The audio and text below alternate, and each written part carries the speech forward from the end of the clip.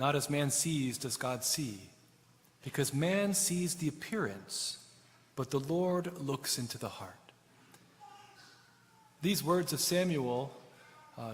these words that came from the Lord through Samuel, or to Samuel, was when he was trying to anoint the new king of David. And God speaks these words to him because we see differently than God does. See, the people around us, can't see our hearts, but God can.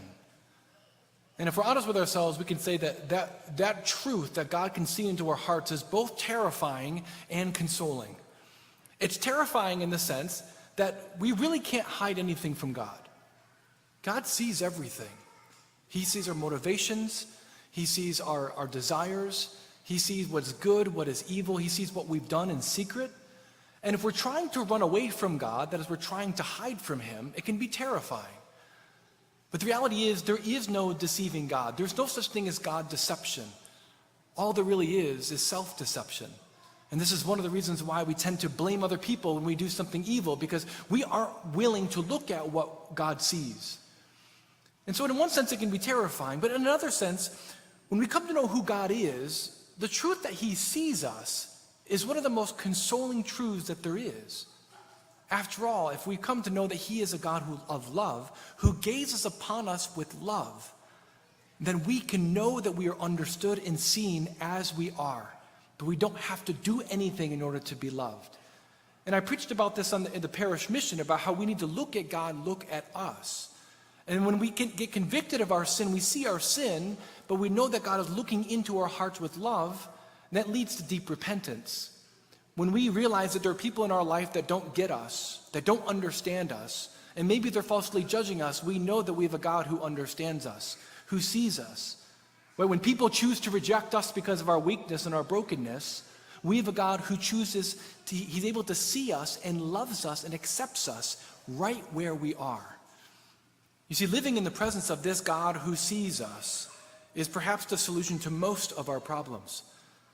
But what happens when we do not live in his presence? What happens when we choose to care more about how we appear to men, that is, to other people, and not so much about how God sees us? Well, all sorts of destructive habits begin to eat away at our life. And these are the kinds of habits that we see so common in our culture today. And so I believe that if we live in God's presence, these destructive habits can really be eliminated. And so I want to mention today one of these destructive habits that I believe that if we live in God's presence, we can completely reverse in our own life. And that is the habit of this: being obsessed with how we appear to others or what other people think. This habit of the mind, the habit of the heart, in which we are obsessed with how we appear before others or how they think about us. On the one hand, we can say that this is a pretty normal thing to care about what people think, right? We're made for communion. We're made for community.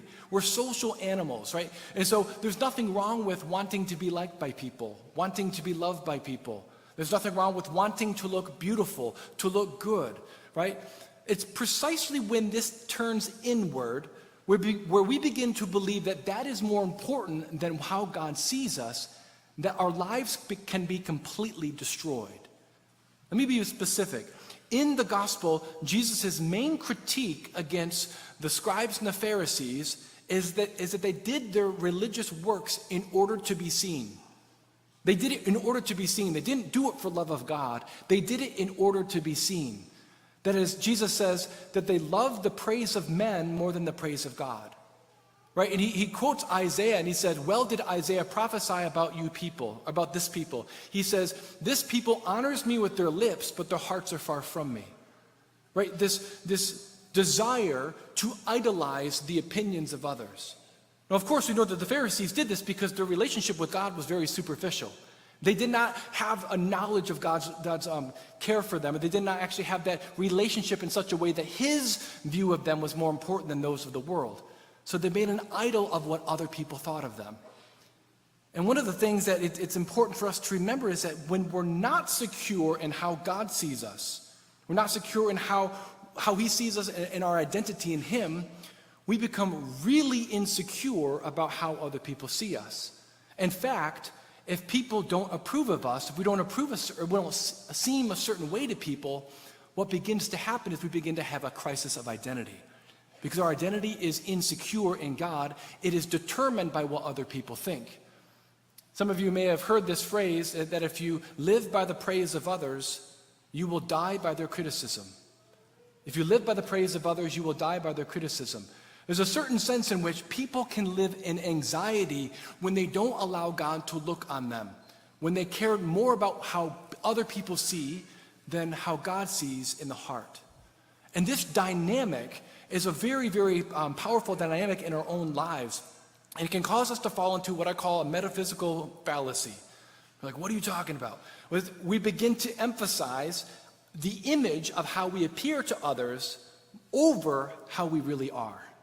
We get to emphasize how we appear to others more than how we really are.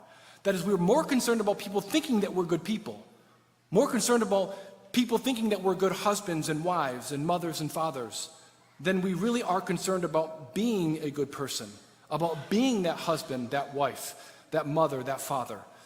And this is something that is exacerbated by social media. What happens in social media? Like when we tend to post things on social media, right? We tend to post things that we want people to see. We don't typically posting to everyone our weaknesses, our insecurities, our sins, all the places that we're ashamed of in our life. We tend to post things that can get people to like us, to love us, right? There's something kind of natural about that. But if we're not careful, what begins to happen is that when whatever media that we're using, whether we get likes, shares, or views, or engagements or whatever, that can produce a dopamine release in our own brain, that reward center, that neurotransmitter that causes us to want to do that again. So we tend to post what we think other people want to hear and want to see, things that will give us affirmation. And if we're not careful, that becomes a cycle in our own mind, in our brain, that causes us to be rather obsessed with what people think of us, right? And this can become very, very toxic in our own heart. And it's not just on the part of those who are posting. What about us who are looking at other people's posts? Man, they really got their life together. Look at that vacation. Look at how beautiful she is. Look at all the different things that are going on in their life. That's not happening in my life. Man, I guess my life is not as good as this. And then we begin to be sad, and we get depressed. In fact, the social science and psychology will say this actually causes some mental illness and emotional issues in our relationship. We're looking at this. And that reinforces that we need to be a certain way in order to be loved. This is even worse when it comes to tweens and teens. For as those of you know the psychology of kids as they grow older, they need to be socialized, right, in such a way that they're very sensitive to how their friends see them, because they're kind of trying to grow in their identity. But this exacerbates it, so much so that they almost are almost paralyzed by the thought of other people thinking differently of them being rejected or sticking out.